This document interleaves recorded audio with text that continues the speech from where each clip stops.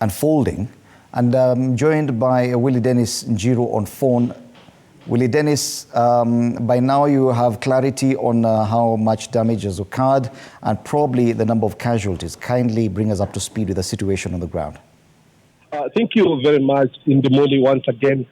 As you have said, this morning it is catastrophic for the locals of Mai Mahiu, where apparently around 2 a.m., past 2 a.m., close to 3 a.m., there was a landslide, which actually they say it was a dam, but not as such.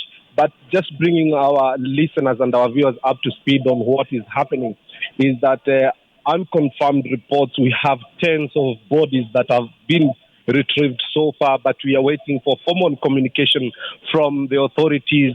That consists of the Red Cross and the administration.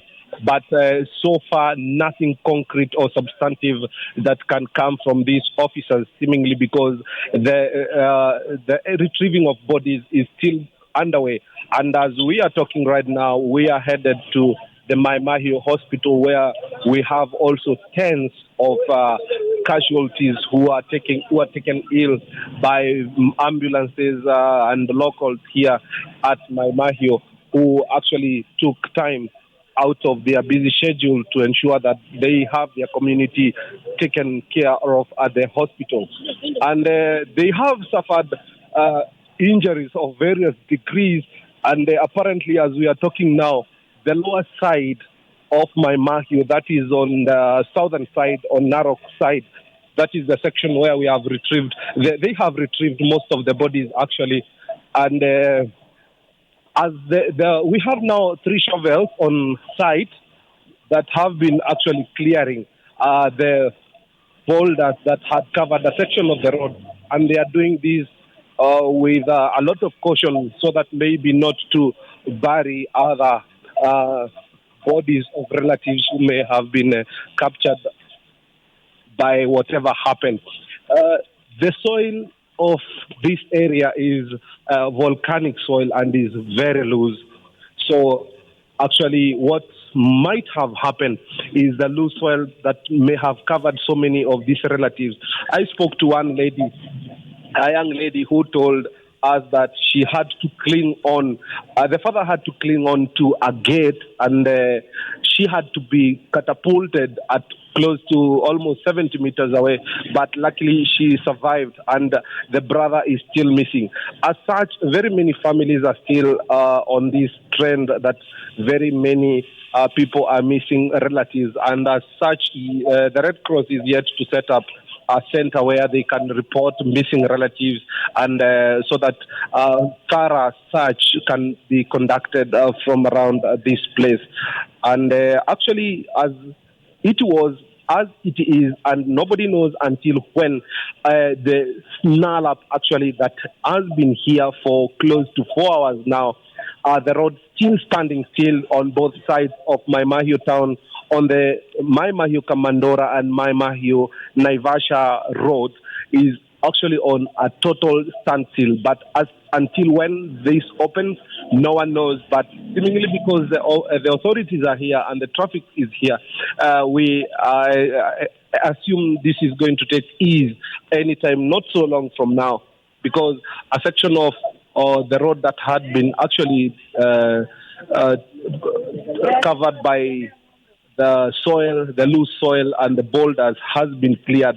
And when I left that scene, the lumberjack were there trying to cut down the trees that had actually gotten to the section of the road.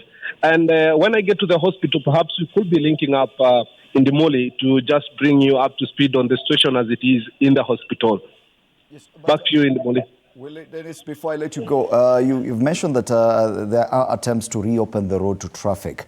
Do you have any indication when this could happen? Is there hope, because even now as we offer advice to other motorists, is there hope that that section of the road could still be able, could be open for use later today?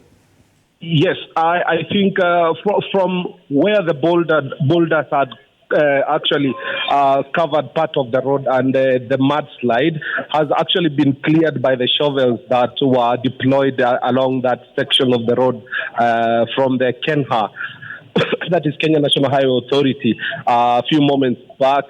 And the road now is quite passable. There are no cracks on the road, but I think they are waiting for some engineers to actually ascertain that we do not have any other cracks beneath that could be catastrophic to motorists flying on that route. So when it happens, we'll be bringing our viewers up to speed and those who are flying on this road. What about the situation? What about the situation with the railway? You had mentioned that part of the railway crossing had been damaged. Yeah. Is that still the case? Is there any attempt to repair that at this point? Yes, still stands, still as it is.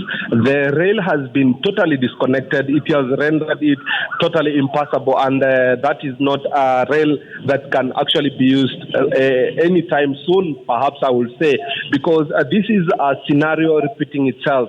About 2014, a similar scenario on the very same. A few people lost life on the very same place when a similar incident happened, but it was not as of the magnitude that it is as at now. But everybody around here, even the old people, insist that this has not happened here in yesteryears, as long as this has been referred to as Mai Mahiu and that area has been as it is. So it is going to maybe take a more technical approach from the railway engineers to ensure that right now, to avert similar instances coming up in the 4 years, that they have better management of water flows around that place so that there cannot be a replica of similar situations. Finally, we saw you earlier with the area MP, Jane Kihara. Apart from the area MP, do we have any other political leadership there, probably from the county government? The governor is yet to arrive here, but it is quite hectic. I presume even if she was to come here, she has to trek for quite some distance because even the motorcycles are not getting access to go through because everything is at standstill. Actually, it's just literally parking. And if any other people of whatever cadre in the government or leadership getting here, it is going to be quite hectic. Actually, it is easier now to fly in here other than to use any other way because probably it is not just practically possible, not humanly possible for anyone to access here unless you leave the car very far and then you walk in here.